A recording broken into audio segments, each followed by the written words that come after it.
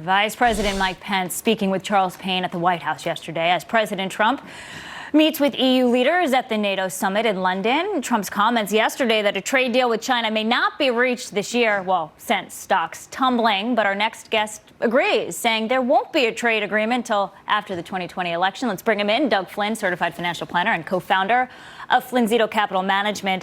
Doug, you know, the vice president made a point that the president is able to use the strong U.S. economy as leverage in negotiations with China. And Right.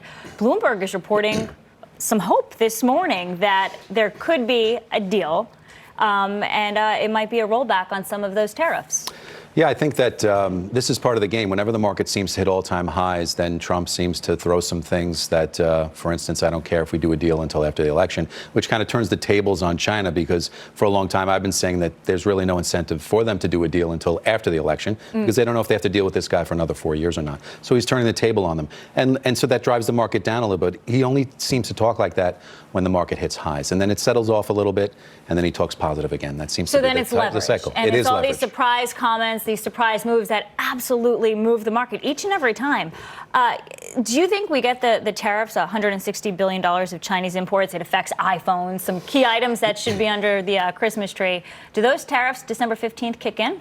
I don't think they do. I think that part of this was built in. The market kind of anticipated that there was going to be a deal and maybe got a little bit ahead of itself. But I think this gives them the opportunity to then walk it back and look like a nice guy when he wants to, and then he talks tough when he needs to. Yeah, and the argument from the White House is like, look, whatever item you're buying for Christmas is already here in the United Absolutely. States. But still the news, hey, December 15th tariffs 10 days before Christmas, Yes. the headline writes itself. Exactly, and that drives the markets, because the market's paying a lot of attention to the headline risk of the China-U.S. trade deal, whether or not we're going to get it, and they're paying actually too much attention to it. I was actually hoping for a little bit more of a dip here than the 2% we've had since the 27th of November. It's just not happening. That No. Bloomberg report today completely moving the markets to the upside, now up 121 points. Do we get a Santa Claus rally now, do you think? Because last December, the Dow was down almost 9%. Right. So there's a lot of history that says that we will get a Santa Claus rally.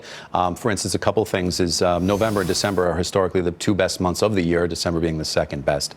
Actually, in a pre-election year, there's never been back-to-back negative years prior to an election. So if you look last year being down, it would be unprecedented that we're down again this year. Now, granted, Trump could drive the market down, but the history is saying positive December is always there for us. Doug Flynn, thank you very much. Cheryl, over to you. A lot more coming up this morning.